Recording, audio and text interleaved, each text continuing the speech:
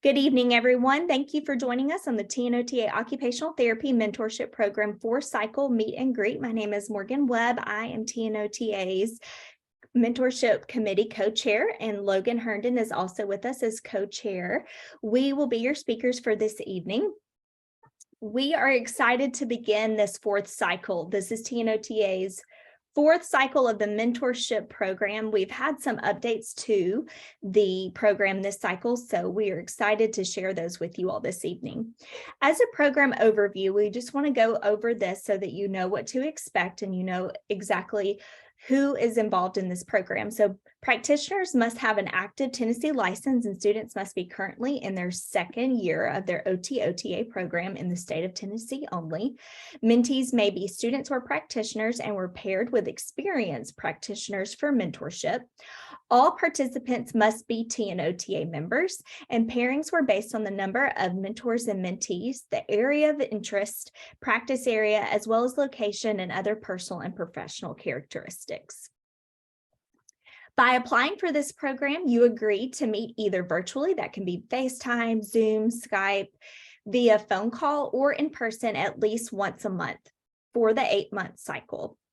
At the end of the 8-month cycle, if you wish to continue your mentorship pairing or request a new pairing, you will have an opportunity to communicate your preference via a survey.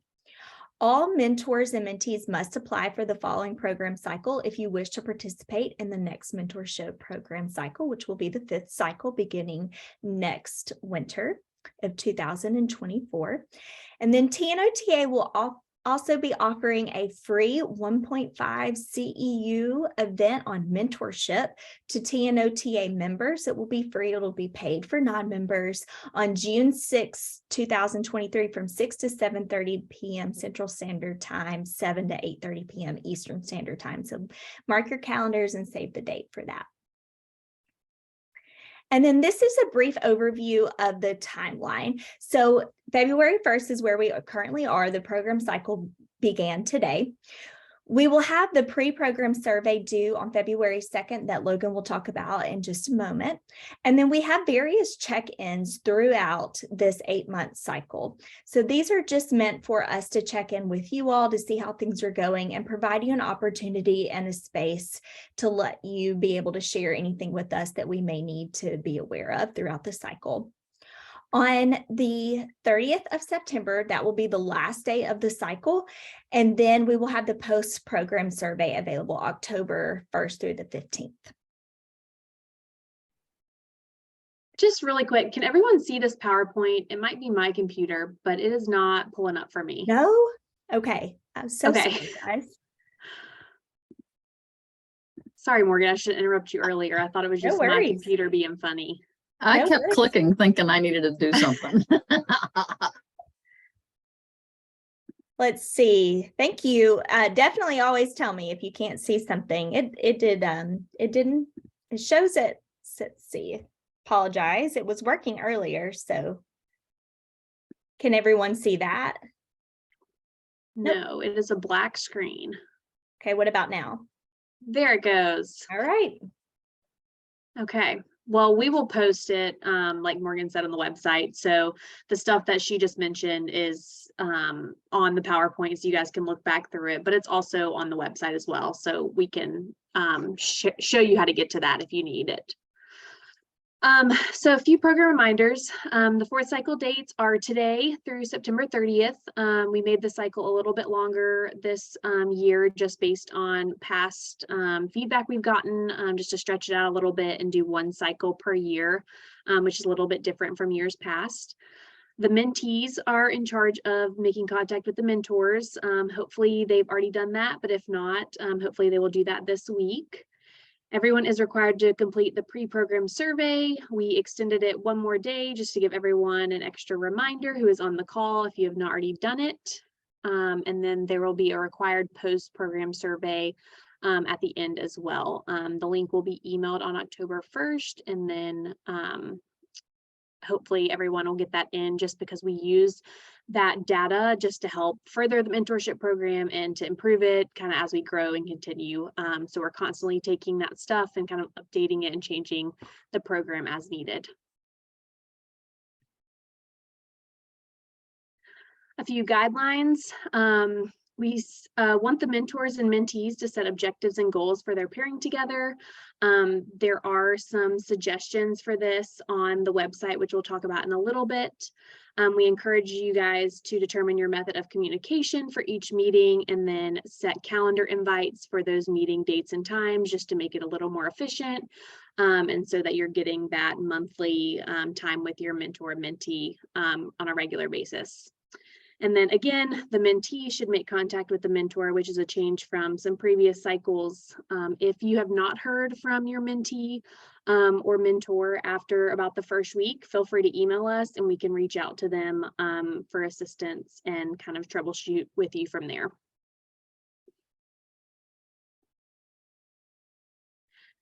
And then we have some month-to-month guidelines.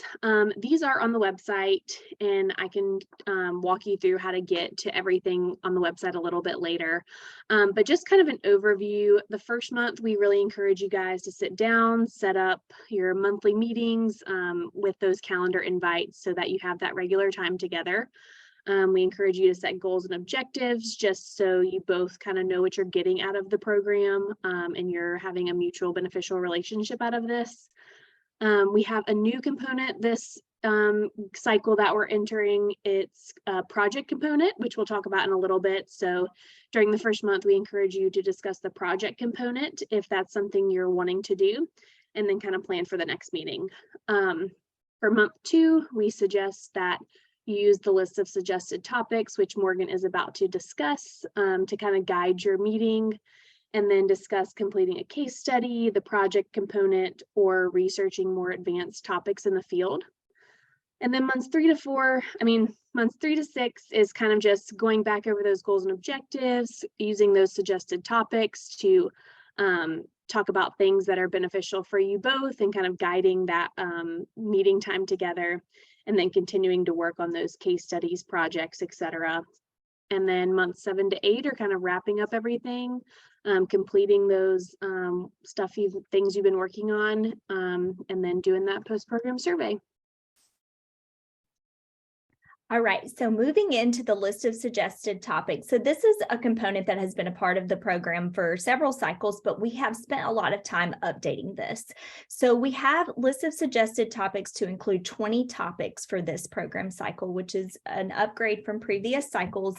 Additionally, we included some prompt questions with those. Not every topic has a prompt question, but several do. And then those that do not have resources that are hyperlinked on the TNOTA website that you can access. Some of them are for AOTA members only, but a very vast majority are not. They are actually for all, and they're TNOTA linked websites, AOTA linked websites that are available to all. And it moves through several different topics, anything from the introduction to documentation, interprofessional collaboration. There are things that are specific for students, but also practitioners, depending on your mentorship pairing. Moving into communication, conflict resolution, difficult conversations. And then there are also topics regarding DEI, reviewing research articles, case studies, continuing education, building a resume that may be important for both students and practitioners. And there are also a lot of links there to help guide you in that. And then interview preparation, as well as how to utilize social media that we felt was imperative for this program cycle as we are moving into a much more virtual world since COVID and since this began several years ago. So these are all available for you on the website, which we will show you how to get to in just a bit later. But these are definitely upgraded from previous cycles if you've been a part of that. So please be sure to check those out and see if there's anything that can help you in your discussions. These are optional. They are not required. They are just there to help you prompt if you need them as resources between you and your mentee and mentor. They hopefully will help guide your conversations and produce productive conversations and mentorship. And then this year, we've decided to kind of introduce a new component based on some feedback we got from those post-cycle surveys that everyone's going to complete. This is an optional component, so totally up to you guys if you want to do it together, but we just thought it would be a good opportunity to have a project together to kind of focus your time, grow professionally, and to create a product that may be beneficial for other people moving forward. So with that being said, we have listed a couple of different projects that we thought might be beneficial, such as creating a resource for the TNOTA website, building a resume together, developing resources for being a first-year OT or having your first job, interviews, things like that, being a resource for moving from student to practitioner or from ACOTA to OTR, and then being a resource for being professional and respectful across all disciplines. These are kind of just some starting points we came up with. You are free to kind of develop any projects that you think are applicable and would focus your time together and help you grow professionally. And then there's an opportunity to submit these projects on the post-program survey. And the hope for that is that some of them are submitted and we can present these to the TNOTA executive board and kind of get them onto the website, which would be a great addition, kind of resumes and stuff like that. And then we're also offering a certificate of completion this year. All participants are eligible to receive one, and you will be able to request this on the post-program survey. And then students, this is just something you can add to your resume as you're going into that first job, putting it on your resume as a resume builder. And then clinicians, you can submit this for continuing education credit.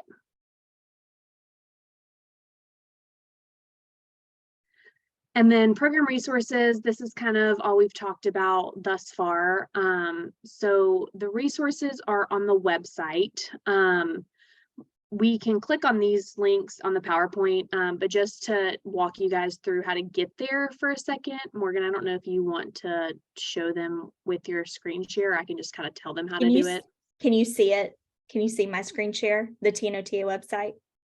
No, I still see the PowerPoint. Okay. Let me see if I can. Let's see if that one.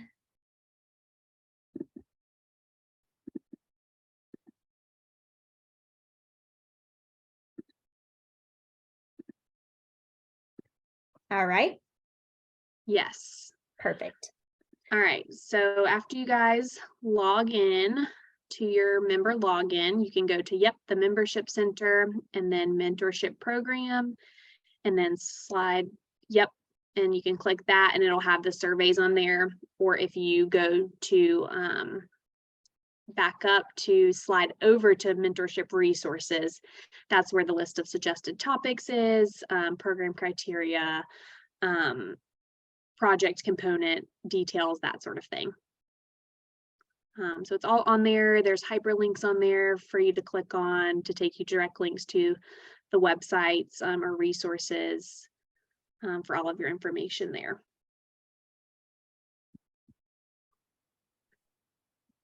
Yes, and our email is also at the bottom of that, which is checked daily. So if you guys ever need anything or have questions about anything, you can reach out to us at that email that's on the bottom of that website.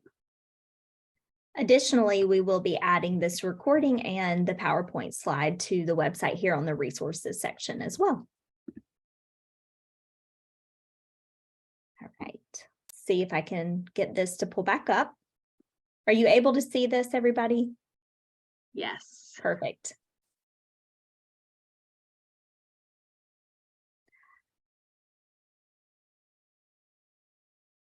Maybe it still says loading on mine now. Does it? Okay. Yeah.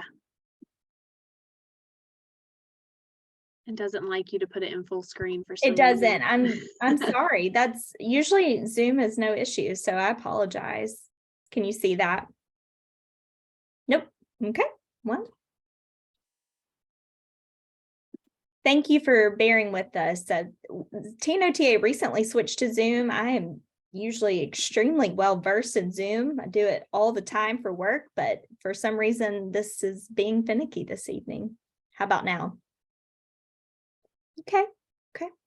We can just do it from the, Yeah, that'll be fine. Sorry Yeah. about that, guys. Thank you for your patience. Go ahead, Logan. and these are just a couple quotes about what the past mentees found most beneficial. I'm not going to read through these, but we have had some great feedback from mentees and then mentors on the next slide as well, just that the program has been beneficial. The mentors have loved giving back and kind of inspiring the mentees, and the mentees have gained confidence going into the workforce, and building competence as an OTR. Yes, so now we're ready for questions, if you guys have any. If you don't, that's okay. We are Yep. excited, definitely excited for you all to begin this fourth cycle. We hope that it will be a beneficial mentorship pairing for you all. We definitely tried to make sure to have meaningful pairings, and just know that we are available at any point in time if you have any questions, if we can be of support to you at all.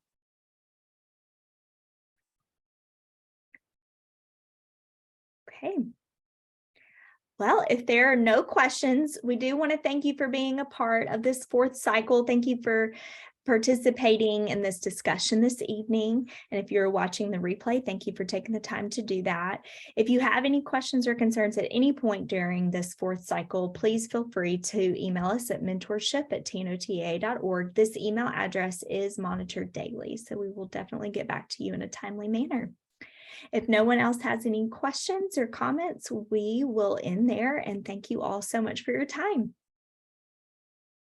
Thanks, everyone.